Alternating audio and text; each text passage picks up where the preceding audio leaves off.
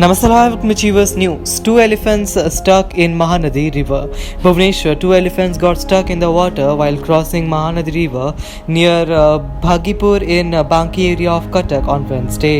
They reportedly got stuck during an attempt to cross the river to reach Chandaka Sanctuary from Sukasen Forest. As per the last reports, Forest Department officials are keeping a close watch on the movement of the elephants.